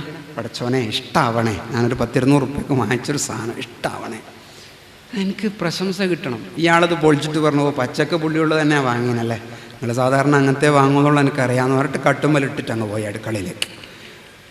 ആലോചിച്ച് നോക്കിയാട്ടെ, ഞാൻ തകർന്നു പോയി കേട്ടോ. എനിക്ക് ഒരു തരത്തിലും എന്നെ കൺട്രോൾ ചെയ്യാൻ പറ്റില്ല. കാരണം ഞാനെന്ന് പറയുന്ന മനുഷ്യജീവിക്ക് അവിടെ വേണ്ടത് എന്താ? പ്രശംസയാണ്. നമ്മളെ ബന്ധം തന്നെ ശരിയായിപ്പോയി. എനിക്ക് മീൻകറി, മുളകിട്ടതും പത്തിരിയും ഇഷ്ടമാണ് എന്ന് വിചാരിക്കുമോ? ഞാൻ വീട്ടിലേക്ക് കയറിയതും ഭാര്യ അസ്സലായിട്ട് കറിയൊക്കെ ഉണ്ടാക്കിയിട്ട് വെച്ചു. എൻ്റെ കൂടെ ഇരുന്ന് ഭക്ഷണം കഴിക്കും. ഭക്ഷണം കഴിക്കുന്ന സമയത്ത് എൻ്റെ മുഖത്തിങ്ങനെ നോക്കുന്നുണ്ട്. എന്തിനാ? എന്തെങ്കിലും ഒരു നല്ലത് പറഞ്ഞു കിട്ടിയെങ്കിൽ അവസാനം ഉള്ളിൽ പറയും, എന്നാൽ നിങ്ങൾ പറയുന്ന ഒരു വഴക്കെങ്കിലും പറയും, ഒക്കെ ഒരു സമാധാനം ആയിക്കോട്ടെ. നമ്മൾ കാരണം മുളക് കുറവായാൽ, ഉപ്പ് കുറവായാൽ വിളിച്ചു പറയുന്നവരാ. ഇത്ര നല്ലൊരു കറി കൂട്ടി കഴിക്കുമ്പോൾ നന്നായിട്ടുണ്ട് കേട്ടോ എന്ന് പറയാൻ നമുക്ക് മടിയാണ്, പ്രത്യേകിച്ച് കേരളീയർക്ക്. ഒരു നന്മ കണ്ട എടുത്തു പറയില്ല. ഇത്ര നല്ല പരിപാടി, ഇത്ര 9 മണിക്കൊക്കെ തുടങ്ങാം. ഞാൻ ആദ്യം പ്രശംസിച്ചുകൊണ്ട് തുടങ്ങിയെന്താ, എനിക്കിഷ്ടമായി. ഇതിന് ഈ ഒരു ടീമുണ്ടല്ലോ, അബ്ദുൽ ബാരിയും ഈ ടീമും, എനിക്ക് ബാക്കിയുള്ളവരുടെ പേരറിയില്ല എല്ലാവരെയും. എത്ര അധ്വാനിച്ചിട്ടുണ്ടാവും ഇവിടെ ഒരു 9 മണിക്ക് സാധാരണക്കാരായ ആളുകൾ ഇവിടെ എത്തിക്കാൻ. നിങ്ങൾ നല്ലത് പറയുമോ? ഒന്ന് പരിപാടി കഴിഞ്ഞിട്ട് പോകുമ്പോൾ നിങ്ങൾക്ക് പറയാൻ തോന്നൂല. എന്തെങ്കിലും കുറവ് കണ്ടിട്ടുണ്ടെങ്കിൽ ഒരു നല്ല മൈക്ക് കൊണ്ടുവച്ചൂടെ, നിങ്ങൾക്ക് ഒരു വാൻ ഇപ്പുറം കൊണ്ടുവച്ചൂടെ, പറയാൻ പറ്റും. മനുഷ്യൻ്റെ അവസ്ഥയാണ്. അമേരിക്കയിലേക്ക് ഞണ്ടിനെ കൊണ്ടുപോയൊരു കഥയുണ്ട്. അതൊരു രസകരമായൊരു കഥയാണ്. എല്ലാ നാട്ടിൽ നിന്നും കൊണ്ടുപോകും. കേരളത്തിൽ നിന്നും കൊണ്ടുപോയി ഞണ്ടിനെ. അപ്പോൾ എയർപോർട്ടിൽ വെച്ച് എല്ലാ ഞണ്ടും പാർസലാണ്. എൻ്റെ കൂടെ ഓഫീഷ്യൽസും ഉണ്ട്. ഞണ്ടൊരു ലോഡ് കണക്കിന് ഞണ്ടാണ്, അവർക്ക് ഇഷ്ടമാണ് സാധനം. കേരളത്തിൽ നിന്ന് കൊണ്ടുപോയ ഞണ്ടൊരു പാത്രത്തിൽ കെട്ടിയിട്ട് മൂടിയൊന്നും ഇല്ലാണ്ട് പാത്രത്തിലിട്ട് വെച്ചിരിക്കുക. അങ്ങനെ അയച്ചതാണ്. അപ്പോൾ ഇവർക്ക് വിസ്മയം തോന്നി, ഈ ഞണ്ടിനെ നിങ്ങൾ എങ്ങനെയാണ് ഇതിന് തുറന്നിട്ട പാത്രത്തിൽ കൊണ്ടുവന്നിരിക്കുന്നതെന്ന് പറഞ്ഞു. അപ്പോൾ കൂടെയുള്ള ഓഫീഷ്യൽ പറഞ്ഞു കൊടുക്കുന്നത്, ഈ ഞണ്ട് കേരളത്തിലെ ഞണ്ടാണ്, ഈ നാട്ടുകാരുടെ സ്വഭാവം തന്നെയാണ് ഞണ്ടിനും. ഒരു ഞണ്ടെങ്ങാനും പുറത്ത് ചാടാൻ നോക്കിയാൽ മറ്റേ ഞണ്ട അതിൻ്റെ കാല് പിടിച്ച് വലിക്കും, പോകാൻ വിടൂല. കേരളക്കാരുടെ ഒരു സ്വഭാവം അതാ, ഒരാളെങ്ങനെയെങ്കിലും നന്നാവാൻ നോക്കിയാൽ മറ്റേ ആൾ അതിനെങ്ങനെയെങ്കിലും പാരവെക്കും, തകർക്കും, കുഴപ്പമുണ്ടാക്കും.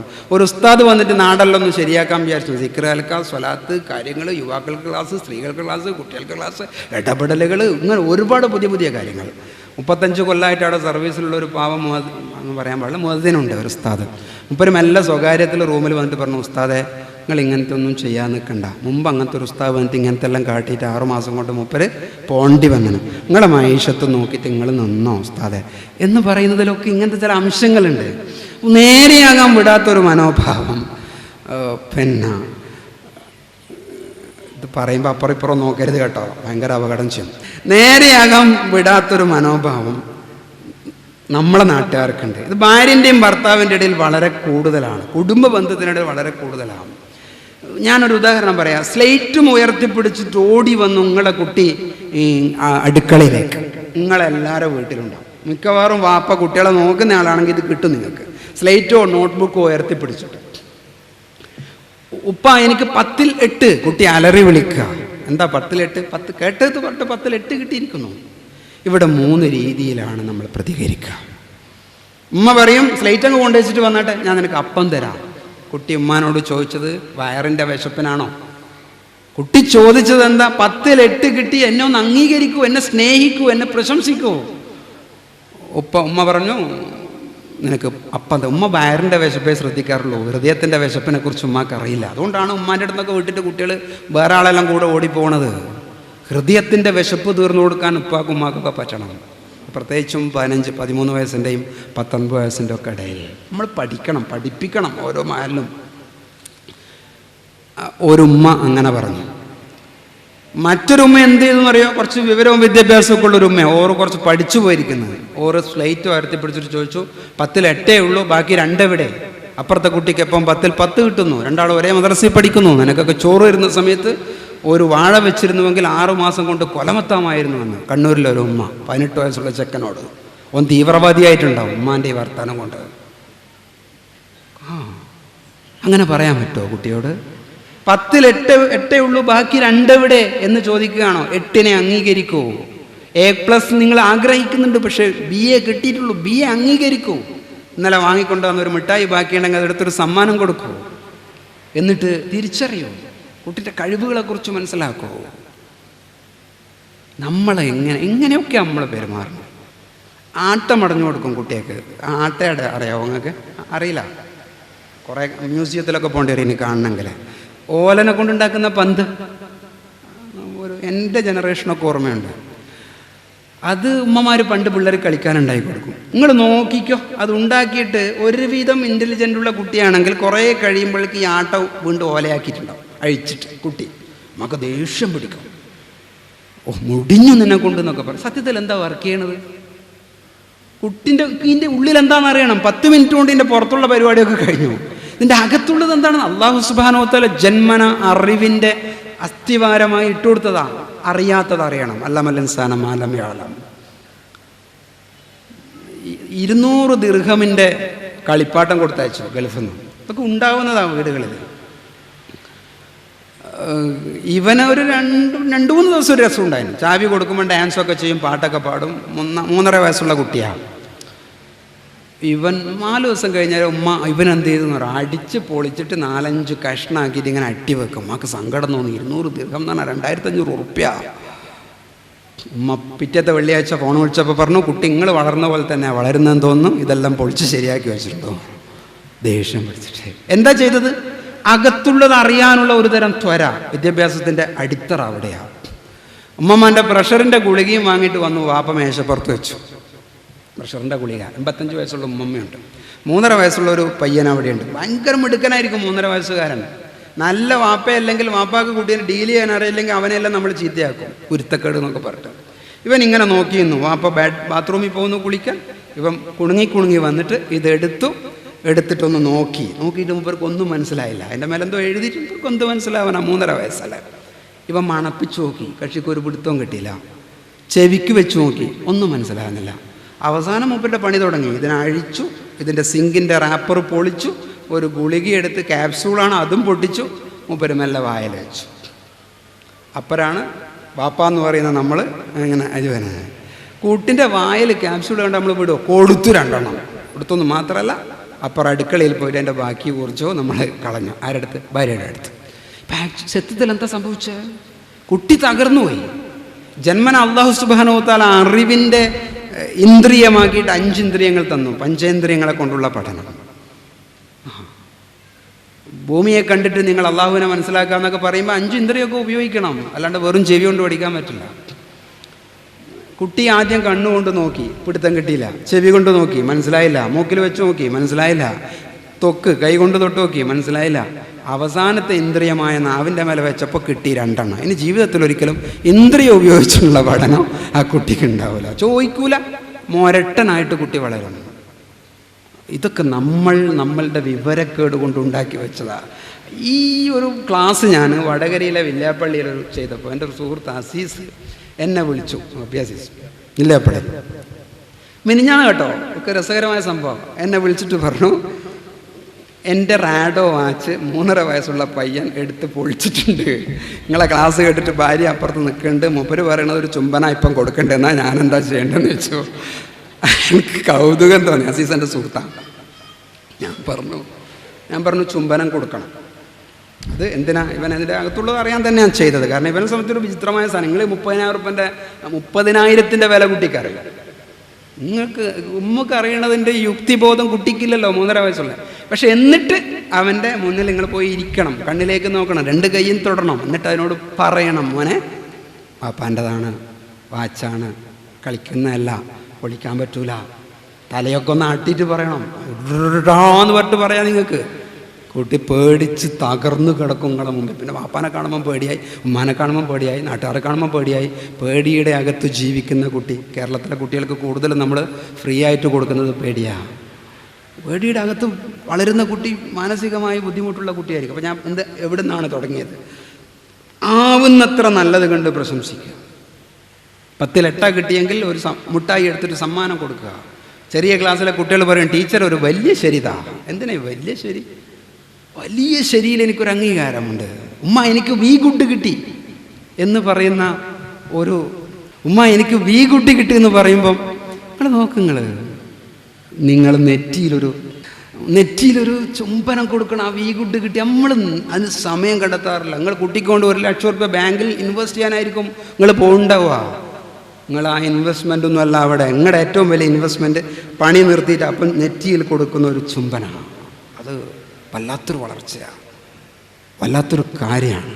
അപ്പം പ്രശംസ കൊണ്ട് നിങ്ങൾക്ക് കുടുംബത്തെ വളരെ പെട്ടെന്ന് കുടുംബത്തിലെ ചേർച്ച വലുതാക്കാൻ പറ്റും, നന്നാക്കാൻ പറ്റും. ഒരുപാട് ഈ പിഴവുകളെ, ഗ്യാപ്പുകളെ നമുക്ക് വീട്ടിലില്ല. നിങ്ങൾ തുടങ്ങിക്കോ, ഇന്ന് തന്നെ തുടങ്ങിക്കോ, കുട്ടി വലുതാകും.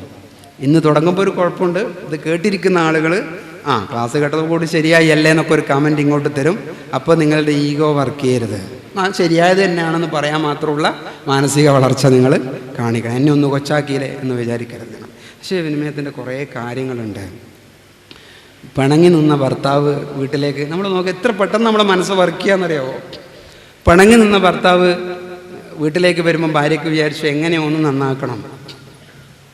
അന്ന് പതിവിനുപരീതായിട്ട് കാപ്പി ഉണ്ടാക്കി വെച്ചു, സോപ്പും തോർത്തും മേശപ്പുറത്ത് എടുത്ത് വെച്ചു. ആശയവിനിമയം എന്താ അതിൻ്റെ അർത്ഥം? നിങ്ങളോട് പിണങ്ങി നിൽക്കാൻ എനിക്ക് പറ്റുന്നില്ല, അതുകൊണ്ട് ഞാൻ റെഡിയാണ് നേരെയാവാൻ, അതുകൊണ്ട് നിങ്ങളും ഒന്ന് സഹകരിക്കൂ. അങ്ങനെ വഴിക്ക് വരട്ടെ, 2 ദിവസം കൂടി കഴിയട്ടെ എന്ന് വിചാരിച്ച് നിൽക്കരുത്. നമ്മൾ മുരട്ടൻ ഭർത്താവ്. അതിൻ്റെ മേലെ നമ്മൾ ചെറുതാവണം. പൂവെടുത്ത് വെച്ചു ഭാര്യ ബെഡ്റൂമിൽ. എന്തിനാ? ദേഷ്യം മാറാൻ വേണ്ടിയിട്ട്. പൂവ്, റോസാപ്പൂവ്. എന്തിനാ? ഇത് സ്നേഹത്തിൻ്റെ ലക്ഷണമാണ്, പ്രേമത്തിൻ്റെ ലക്ഷണമാണ്. ഇതൊന്ന് തീർന്നോട്ടെ രാവിലത്തെ ദേഷ്യം. ഭർത്താവ് എന്താ ചെയ്തെന്നറിയോ? പൂവിൻ്റെ മേലെ മൂപ്പരൊരു മുള്ള് കണ്ടു, മുള്ളുണ്ടായിരുന്നു. മൂപ്പർ അതിൻ്റെ മേലെ പിടിച്ചു. എന്നിട്ട് പറഞ്ഞു, മുള്ളുള്ള പൂവെടുത്ത് വെച്ചില്ലേ, എൻ്റെ ജീവിതത്തിൽ മുഴുവൻ ഇനി മുൾക്കിരീടല്ലേ നീ തരാൻ പോകുന്നെന്ന് വെട്ടം പ്രവാചാലന്. നമ്മൾ ചെറിയ ചെറിയ കാര്യങ്ങൾ വേണ്ടാത്തത് ചിന്തിച്ച് പ്രശ്നമുണ്ടാക്കി, കുഴപ്പമുണ്ടാക്കി ജീവിക്കുന്ന ആൾ. പറയാതെ പറയുന്നത് എന്ന് പറയുന്ന കാര്യം നടക്കും ഭാര്യയുടെയും ഭർത്താവിൻ്റെ ഇടയിൽ. പറയാതെ പറയുന്ന കാര്യമാണ്. അറിയാതെ പറയുന്ന കാര്യങ്ങളൊക്കെ ഒരു ചിരി കണ്ടാൽ നിങ്ങൾക്കറിയാം എന്താണ് എന്നാണ്. നമ്മൾ മനസ്സിലാക്കാൻ പറ്റണം. ഭർത്താവ് അതിൻ്റെ ഒരു തമാശ ഉണ്ടായി. വീട് വൃത്തിയാക്കുന്നില്ല ഭാര്യ, പൊടിയാണ് എല്ലായിടത്തും, ഭയങ്കര സ്നേഹത്തിലാണ്. അപ്പോൾ ഭർത്താവിനെ തോന്നി ഇവിടെ ബുദ്ധിമുട്ടിക്കാണ്ട് ഇതൊന്ന് ശരിയാക്കണം. അപ്പോൾ ബ്രേക്ക്ഫാസ്റ്റ് കഴിഞ്ഞ് പോകുന്ന സമയത്ത് ഡൈനിങ് ടേബിളിൻ്റെ മേലെ പോലും പൊടിയാണ്, എഴുതിയാൽ കാണും. അപ്പോൾ ഭർത്താവ് എഴുതി വെച്ചു ഐ ലവ് യു. ഭാര്യയുടെ ഐ ലവ് യു എന്നൊക്കെ പറഞ്ഞാൽ ചില പിള്ളേർക്ക് വിചാരിക്കും ഇത് ഈ പറയുന്നത് മോശമാണ്. നമ്മൾ ഈ ലവ് എന്നൊക്കെ പറയുന്ന വാക്ക് ഇത് ഉപയോഗിക്കണം വീട്ടിൻ്റെ അകത്ത്. കാരണം അത് മാർക്കറ്റിൽ നിന്ന് സ്വകാര്യമായിട്ട് കിട്ടുന്നതും ഭയങ്കരമായൊരു സാധനമാണെന്നൊന്നും കുട്ടികളെ ഉമ്മയും ഉപ്പയും തമ്മിൽ എന്തുണ്ട്? സ്നേഹമുണ്ട്. എനിക്ക് നിന്നോട് എന്തുണ്ട്? പ്രേമമുണ്ട്. ഈ പ്രേമം ഇന്നയിടത്തൊക്കെ പറ്റുള്ളൂ, ഇന്നയിടത്ത് പറ്റില്ല എന്ന് പറയണം.